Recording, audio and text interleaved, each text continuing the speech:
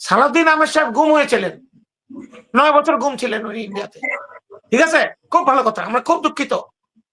গুম অবস্থায় তিনি বেঁচে আছেন কি মারা গেছেন এই তো খবর থাকার কথা না। ওনাকে প্রমোশন দিয়ে স্থায়ী কমিটির সদস্য করা হলো কেন? তাহলে ইলিয়াস আলীকে কেন এখন সাধারণ সম্পাদক করা হলো না? ইলিয়াস আলী আমি বিশ্বাস করে বেঁচে আছে। ইলিয়াস আলী মারা গেছে, তার ডিএনএ কি দেখানো হয়েছে? ইলিয়াস আলীকে প্রমোশন দেওয়া হলো না কেন? ইলিয়াস আলী তো জাতীয় বিএনপির আজকের দিনে তার বয়স অনুযায়ী সাধারণ সম্পাদক হওয়া উচিত। দেখলাম নীলুফার মণি মনে হয়, আমি পছন্দ করতাম এক সময়, সে প্রফেসর ইউনূস নাকি গ্রামীণ ব্যাংক ছাড়তে চান না, তো ক্ষমতা কিভাবে ছাড়বে? এগুলো তো হাসিনার বয়ান ভাই। আপনারা হাসিনার ভাষায় কথা বলেন কেন? পৃথিবীতে কি মনীষী আর ভালো কোন লোকের অভাব পড়েছে যে হাসিনাকে আপনারা ফলো করেন? হাসিনার কথা আপনাদের মনে পড়ে?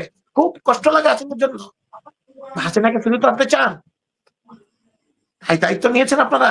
15 বছরের নির্যাতন নিপীড়ন, আমরা যারা দেশ থেকে নির্বাসিত ছিলাম, বাপ মা হারিয়েছি, সবকিছু হারিয়েছি, তারা ব্যথা বুঝি। বেগম জিয়া বুঝেন, 7 বছর বিনা বিচারে মিথ্যা মামলায় মৃত্যু পথমুখে জেলখানায় আমাকে রাখা হয়েছিল।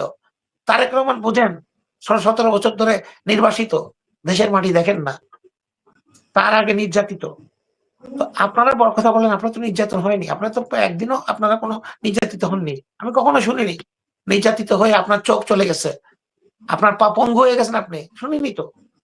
এখানে আমাদের এখানে কানাডাতে আসতেন ওনারা, নেতারা আসতেন, আমরা তাদেরকে খাওয়া দাওয়া করে প্রটোকল দিয়ে সুন্দরভাবে, খুব সুন্দরভাবে টেক কেয়ার করতাম। ওনারা আসতেন, আমরা ওনাদেরকে দেখে আশার বাণী শুনতাম। অথচ দেশেই ওনারা রাজার হালে থাকতেন, আমির খসরু সহ তাদের হাজার হাজার কোটি টাকার ব্যবসা। এগুলো বলতে চাই না, এগুলো দলের বিরুদ্ধে যায়, দলের আমাদের দলের নষ্ট আমি চাই না।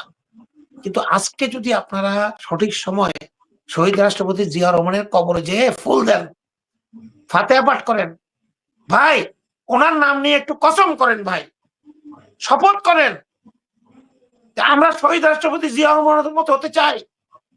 বিপ্লব স্পন্দিত বুকে মনে হয় আমি জিয়া, এই শপথটা নেন। ভারত আর আওয়ামী লীগ আমাদের বন্ধু হতে পারে না, যত রাজনীতি থাকুক ভাই আন্ডার দ্য টেবল। রাজনীতি বুঝবেন না ভাই, রাজনীতিতে শেষ কথা কিছু নাই। এটা জিয়া রহমান আমাদেরকে শিখিয়ে গেছেন, রাজনীতিতে শেষ কথা আছে। উনি বলেছেন I will make politics difficult, কেন বলেছেন? আওয়ামী লীগের চুরি, গুন্ডামি, বদমাশি, মজুদদারি, মুনাফাখোরি, গুম, ধর্ষণ, এই রাজনীতি কোন ডিফিকাল্ট করবেন বলছেন। উনি বলেছেন এমন রাজনীতি আমি করাবো, দেখাবো মানুষকে, সাধারণ মানুষের সেবা করা ছাড়া আর কোন মানুষ রাজনীতি করতে পারবে না। সাধারণ মানুষ তাদেরকে প্রতিহত করবে। কোন গুন্ডা যেন কোনো এমপি না হয়, আর যেন কোনো বদি এমপি না হয়, আর যেন কোনো স্বামী ওসমানের জন্ম না হয় বাংলাদেশে। শুনেছেন কখনো বাংলাদেশ জাতীয়তাবাদী দল বিএনপি জিয়া রহমান আমলে কোন গুন্ডা পান্ডা বদমাশ ছিল দলের মধ্যে?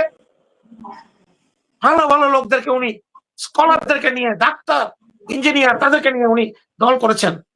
সেই দলে উনি কোন বামপন্থী, জাসদ, আওয়ামী লীগ, নাস্তিক, কমিউনিস্ট একটা করে রাখেননি। দেখাতে পারবেন? আমার কাছে জাগো দলের কমিটি আছে, বিএনপির প্রথম কমিটির কাগজ আছে, ছাত্র দলের প্রথম কমিটিতে কাগজ আছে, লিস্ট আছে, এখন আমি রেখে দিয়েছি যত্ন করে। নাই, উনি শাহ আজিজকে প্রধানমন্ত্রী করেছেন কারণ উনি জাতিকে ঐক্যবদ্ধ করতে চেয়েছিলেন। 71 সালের পরে জাতি দ্বিধা বিভক্ত ছিল, 2 ভাগ হয়ে গেছিল জাতি।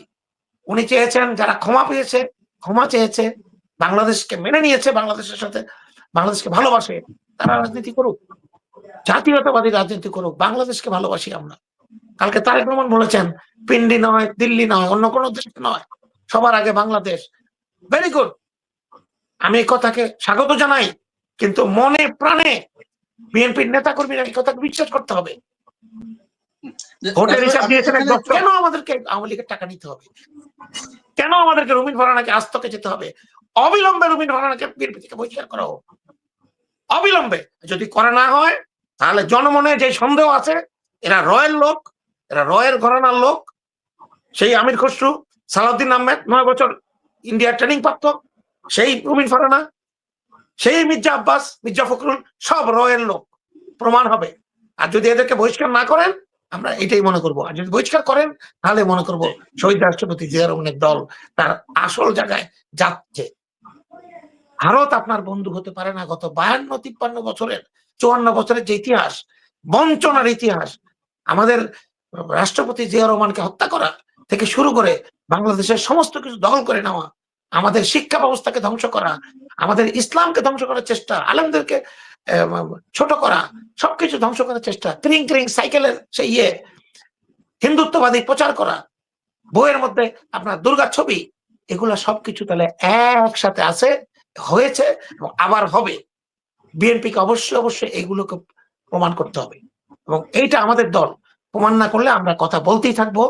এবং এতে করে যদি আপনাদের অসুবিধা হয়, আপনাদের নেতাদের অসুবিধা হয়, বড় বড় পদধারী নেতাদের, স্থায়ী কমিটি তো আজীবন ভাই, মানে মৃত্যু পর্যন্ত পৃথিবী যতদিন থাকবে অতদিন স্থায়ী কমিটি বজায় থাকবে।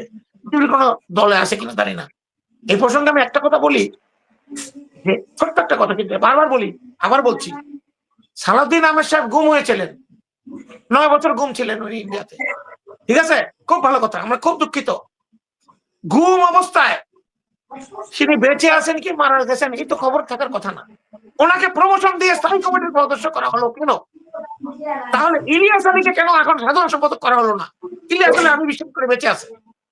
ইলিয়াস আলী মারা গেছে, তার ডিএনএ কি দেখানো হয়েছে? ইলিয়াস আলীকে প্রমোশন দেওয়া হলো না কেন? ইলিয়াস আলী তো জাতীয় বিএনপির আজকের দিনে তার বয়স অনুযায়ী সাধারণ সম্পাদক হওয়া উচিত। তাহলে সালাউদ্দিন আহমেদের সাথে যোগাযোগ ছিল, কথাবার্তা ছিল, কেমন আছেন, আজকে কি খেয়েছেন, থাকেন একটু কষ্ট করে কয়দিন আসতেছে, এই ধরনের কথা ছিল। বিএনপির স্থায়ী কমিটি সহ নেতৃত্বকে জবাব দিতে হবে, কেন স্থায়ী কমিটির সদস্য করা হলো, কি বিশ্বাসে? উনি তো গুম ছিলেন। আর যদি উনি বলেন যে আমি গুম ছিলাম না, আমি ভারতে ছিলাম আরামায়েশে, এটা বলুক। এখন তো উভয় সংকট, বলতে পারবে না, এটাও পারবে না, ওটা পারবে না। এসব মিথ্যাচার, এসব চাপাবাজি শেখ হাসিনা করে গিয়েছে, বিএনপি তার মধ্যে সাথ দিয়েছে। অনেকে বলে থাকেন বিএনপি 15 বছর কি করেছে, কি আন্দোলন করেছে। অবশ্যই বিএনপি আন্দোলন করেছে, আমরা আন্দোলন করেছি, আমরা ধ্বংস হয়েছি, অনেক ভাই গুম হয়েছে, খুন হয়েছে, বিএনপির অনেক ছেলেবেলে সবকিছু হারিয়েছে, পড়াশোনা নাই, বিয়ে শাদী নাই, চাকরি বাকরি নাই, ব্যবসা নাই, ধান খেতে ঘুমায়, পাট খেতে ঘুমায়, বিদেশে পালিয়ে গেছে। তারা করেছে আন্দোলন, এই আন্দোলন সফল করতে দেয়নি এই নেতাগুলি, যারা এখন পর্যন্ত তাদের ক্ষমতা ধরে রেখেছে। আপনারা সবাই সোচ্চার হন। আমরা দালাল মুক্ত, আওয়ামী দালাল মুক্ত, ভারতের দালাল মুক্ত, র মুক্ত বিএনপি চাই। বিএনপির নেতৃত্ব আমরা ছাড়বো না, বিএনপির মালিকরা থাকবো, বিএনপি আমার, বিএনপি আপনাদের। এইসব নেতাদেরকে বাদ দিয়ে নতুন প্রজন্মের নেতাদেরকে দিয়ে বিএনপিকে পুনর্গঠন করেন। আমি দেশনায়ক তারেক রহমানের কাছে অনুরোধ করে গেলাম, কোনো সময় আছে করেন, 11 শিক্ষা এখন আপনার হয় নাই, এখন শিক্ষা নেন, আর গুঁ ধরে থাকেন না। ডিসেম্বর জুন বিগ ডিল না, প্লিজ মাই রিকোয়েস্ট, আপনারা এই ধরনের গুঁ ধরে বসে থাকবেন না, এতে করে আমাদের ক্ষতি হবে।